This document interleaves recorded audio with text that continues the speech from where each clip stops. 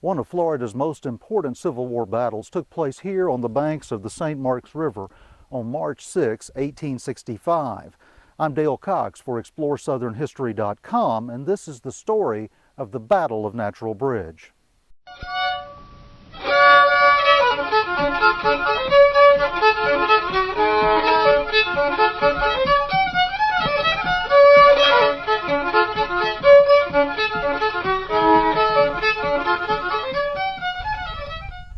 The Battle of Natural Bridge took place south of Tallahassee on March 6, 1865. It was the last significant Confederate victory of the war between the states, or Civil War. Not only did the battle prevent the Union capture of Tallahassee, it stopped Federal troops from destroying railroads, burning governmental buildings, tearing down telegraph lines, and doing other damage as far north as Thomasville, Georgia. The Confederate victory preserved Tallahassee's status as the only unconquered Southern capital east of the Mississippi and saved the infrastructure of a large area of North Florida and South Georgia. The Natural Bridge expedition developed in February 1865 when Confederate troops attacked Fort Myers, a Union outpost in southwest Florida. Believing that there were not enough Southern soldiers in the state to carry out such an attack and still protect the northern part of Florida, Union General John Newton and Admiral C.K. Stribling developed a strategy for an attack. Steaming north from Key West with troop transports, General Newton assembled a strike force of soldiers from the 2nd and 99th U.S. Colored Troops and the 2nd Florida U.S. Cavalry. Admiral Stribling, meanwhile, ordered a massive flotilla of warships to converge on the mouth of the St. Marks River and committed an additional land force of 1,000 U.S. sailors and Marines to the invasion.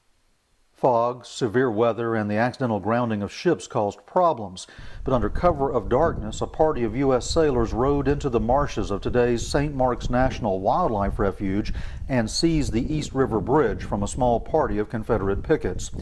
A few of the bridge guards escaped, however, and alerted Major William H. Milton, who was at nearby Newport.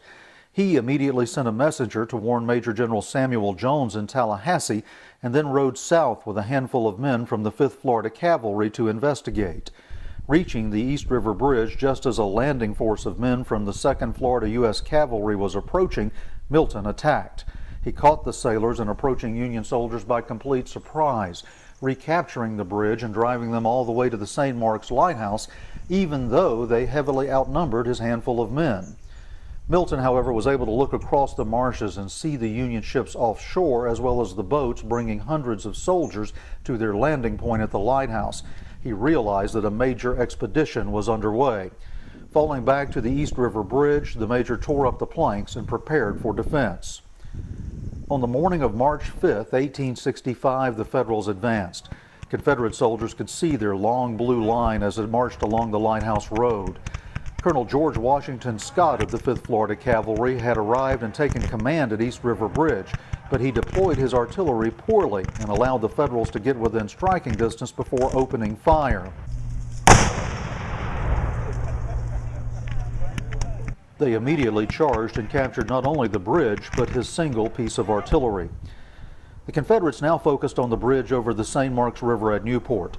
Troops were rushed into the trenches on the west bank, and the bridge was partially dismantled and partially burned to prevent the Union soldiers from getting across. Despite a sharp skirmish and a Union bombardment that killed 7 African-American slaves, the Federals were unable to take Newport Bridge. General Newton was informed, however, that another crossing could be found upriver at a place long called the Natural Bridge of the St. Marks River. It was a place where the river flowed underground for a short distance before rising to the surface to continue its journey to the Gulf of Mexico. Turning north, the general marched up the river for the Natural Bridge. Confederate Generals Samuel Jones and William Miller, however, were ahead of him. Realizing that the Natural Bridge was the only remaining place where the Federals could get across the river, they began rushing troops to that point. A battalion of the 5th Florida Cavalry arrived first, followed by the full strength of the 1st Florida Reserves and the Home Guards of the 1st Florida Militia. Cannon from the Milton and Kilcrease Light Artillery and the Gadsden County Home Guard also arrived. The soldiers of the 2nd and 99th U.S. Colored Troops stormed across the bridge before sunrise and charged right into the fire of the waiting Confederate rifles and cannon.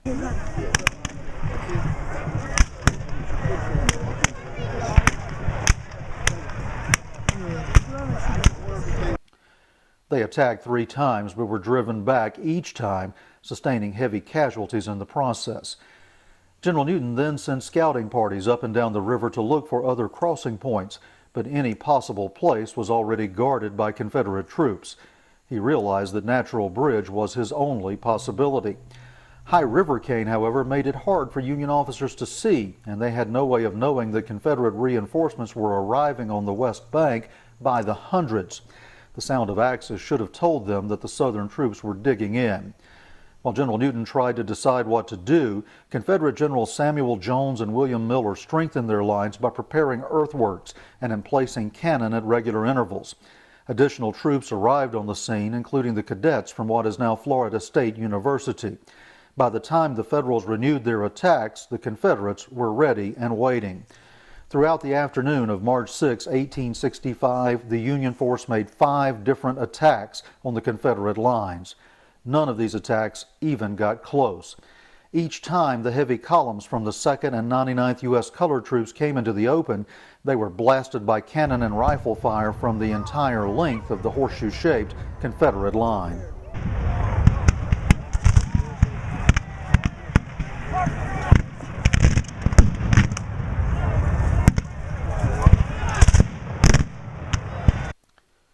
The attacks were bold, and the men carrying them out were brave, but so too were the Confederate defenders. Counting their pre-dawn assaults, the 2nd and 99th made 8 different charges that day and paid the price in blood. His attacks having failed, Newton and his officers were considering their options when they heard the sounds of approaching rebel yells from across the river.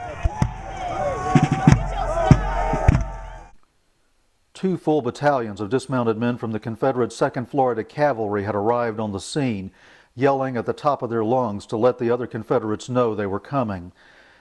Realizing that he needed to get his men off the field before all was lost, General Newton directed his soldiers to begin throwing up parallel lines of breastworks. As they were doing so, General Jones ordered the newly arrived 2nd Florida to attack.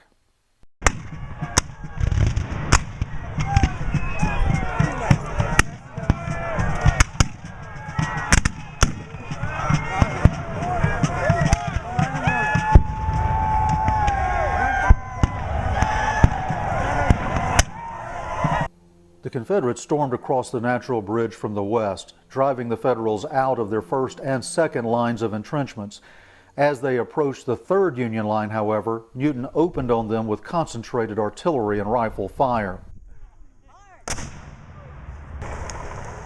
The explosion of fire stunned the attacking Confederates and forced them to halt until more ammunition could be brought up from the rear.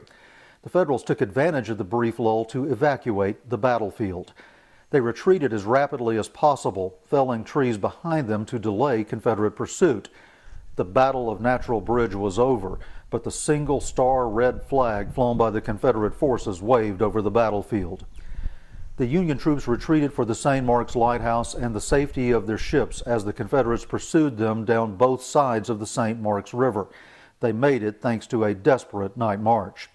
The battle had been a stunning one-sided victory for the Confederates.